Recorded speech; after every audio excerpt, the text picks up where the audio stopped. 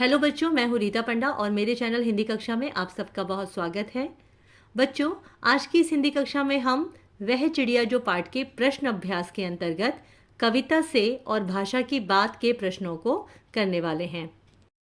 इससे पहले की वीडियोस में मैं इस कविता के कठिन शब्दार्थ, उनसे वाक्य, कविता के हर एक अंश की सप्रसंग व्याख्या आदि के बारे में विस्तार से समझा चुकी हूँ, जिनका लिंक इस वीडियो के डिस्क्रिप्शन बॉक्स में भी आपको मिल जाएगा। अगर आपने उन वीडियोस को अभी तक नहीं देखा तो ज़रूर देखिएगा। इन वीडियोस को देखने के बाद आपको पाठ समझने में और आसानी होगी और आपके एग्ज़ाम के लिए भी बहुत अच्छी तैयारी हो जाएगी। और मेरी सारी वीडियोस और उनके नोटिफिकेशन आपको टाइम टू टाइम मिलते रहें, इसके लिए चैनल को सब्सक्राइब और बेल आइकन के बटन को प्रेस ज़रूर कर लीजिए। तो आइए जल्दी से शुरू करते हैं अपनी आज की कक्षा। इस पाठ का प्रश्न 1, कविता पढ़कर तुम्हारे मन में चिड़िया का जो चित्र उभरता है उस चित्र को कागज़ पर बनाओ।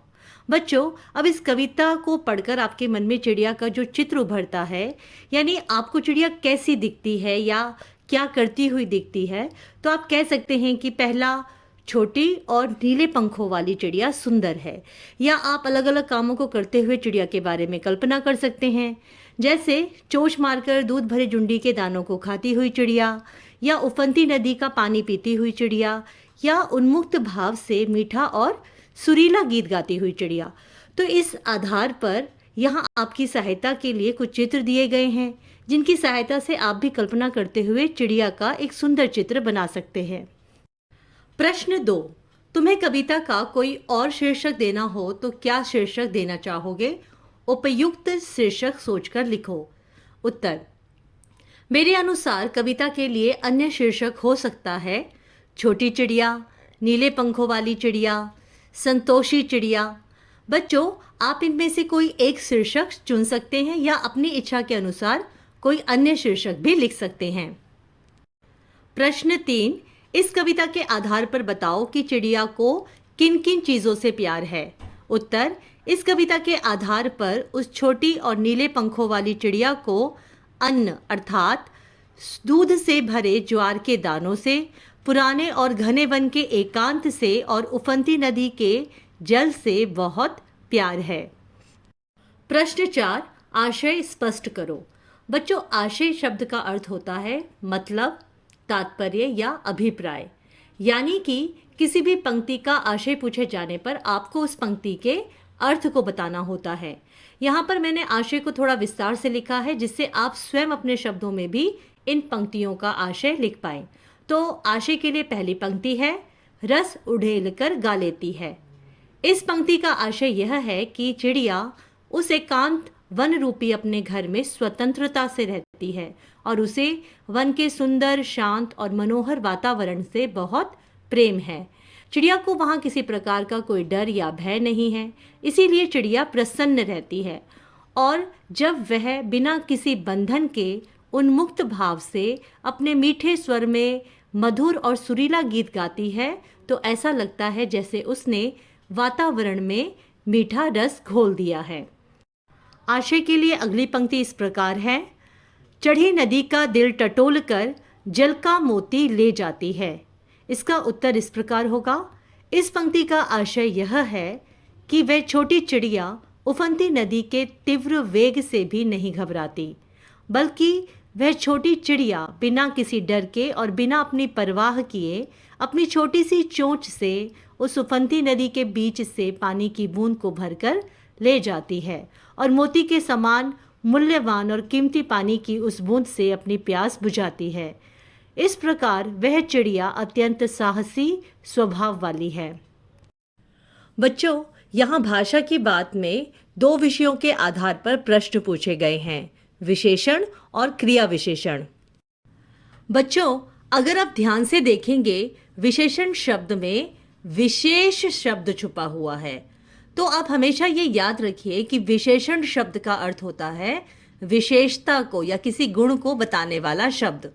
तो इस प्रकार वे शब्द जो संज्ञा और सर्वनाम की विशेषता को बताते हैं उन्हें विशेषण कहा जाता है, और जो शब्द क्रिया की विशेषता को बताते हैं उन्हें क्रिया विशेषण कहा जाता है।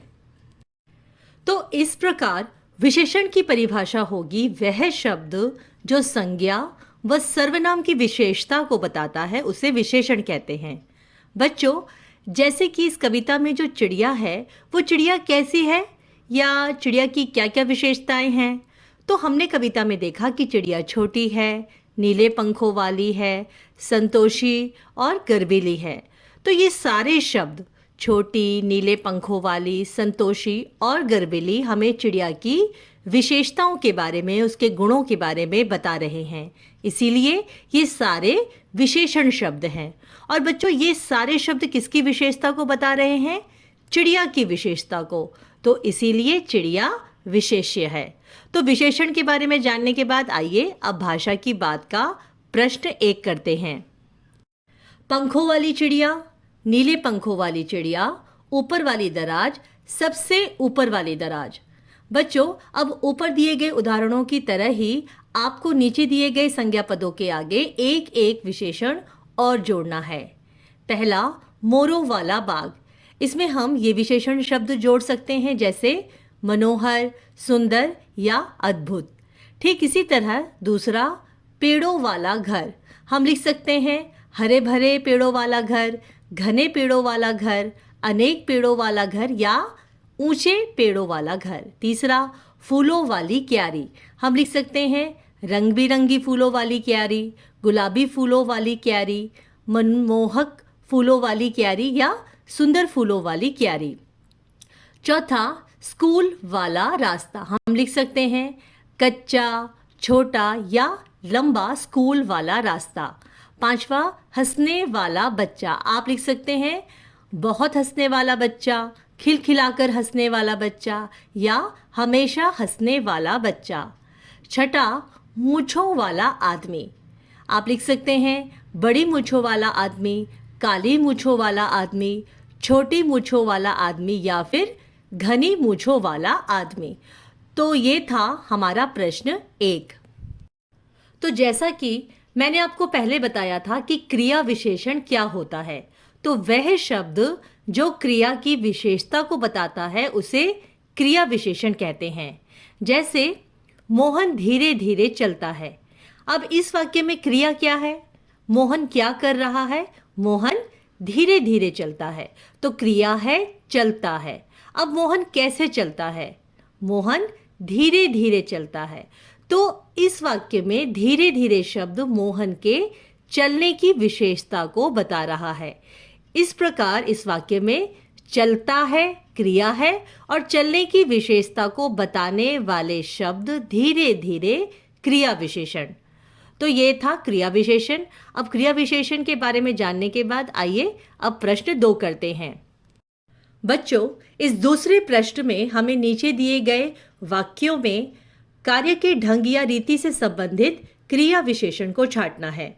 तो रीति से संबंधित क्रिया विशेषण को छांटने के लिए आप सबसे पहले वाक्य में क्रिया को पहचानकर उसके साथ कैसा या कैसे प्रश्नवाचक शब्द जोड़कर प्रश्न करेंगे तो आपको क्रिया विशेषण मिल जाएगा। जैसे पहला वाक्य, सोनाली जल्दी जल्दी मुंह में लड्डू ठूंसने लगी।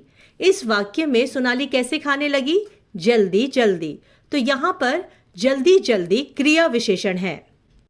अगला वाक्य, गेंद लुढ़कती हुई झाड़ियों में चली गई। अब यहाँ गेंद कैसे चली गई? लुढ़कती हुई। तो यहाँ क्रिया विशेषण है लुढ़कती हुई। अगला वाक्य, भूकंप के बाद जनजीवन धीरे धीरे सामान्य होने लगा। बच्चों, जन का अर्थ होता है लोग और जनजीवन का अर्थ है लोगों का जीवन, और सामान्य का अर्थ होता है आम या पहले की तरह समान यानी कि नॉर्मल। तो इस वाक्य में जनजीवन कैसे सामान्य होने लगा? धीरे धीरे। तो यहाँ क्रिया विशेषण है धीरे धीरे। अगला वाक्य, कोई सफेद सी चीज धप्प से आंगन में गिरी। कैसे गिरी? धप्प से। तो यहाँ क्रिया विशेषण है धप्प से। अगला वाक्य, टॉमी फुर्ती से चोर पर झपटा। कैसे झपटा? फुर्ती से। तो यहाँ क्रिया विशेषण है फुर्ती से। तेजिंदर सहम कर कोने में बैठ गया। कैसे बैठ गया? सहम कर। तो यहाँ क्रिया विशेषण है सहम कर। अगला वाक्य, आज अचानक ठंड बढ़ गई है। कैसे बढ़ गई है? अचानक। तो यहाँ क्रिया विशेषण है अचानक। बच्चों, तो हमने भाषा की बात के दोनों प्रश्न कर लिए हैं और मैं आशा करती हूँ कि ये दोनों प्रश्न आपको पूरी तरह से समझ आ गए होंगे। बच्चों, नेक्स्ट वीडियो में हम इस पार्ट के एक्स्ट्रा क्वेश्चन आंसर करेंगे, यानी कि अतिरिक्त प्रश्न उत्तर। बच्चों, तो आपको यह वीडियो कैसी लगी कमेंट करके मुझे ज़रूर बताइएगा, और अगर आपका कोई प्रश्न हो तो आप उन्हें भी मुझसे शेयर कर सकते हैं। चैनल को सब्सक्राइब और बेल आइकन के बटन को प्रेस ज़रूर कर लीजिए, जिससे मेरी हर नई वीडियोस के नोटिफिकेशन आपको टाइम टू टाइम मिलते रहें। और साथ ही इस वीडियो को लाइक करना और अपने दोस्तों के साथ शेयर करना बिल्कुल मत भूलिएगा। तो मिलते हैं अगली वीडियो में। आप सब इसी तरह खुश रहिए, स्वस्थ रहिए और हिंदी पढ़ते रहिए। धन्यवाद।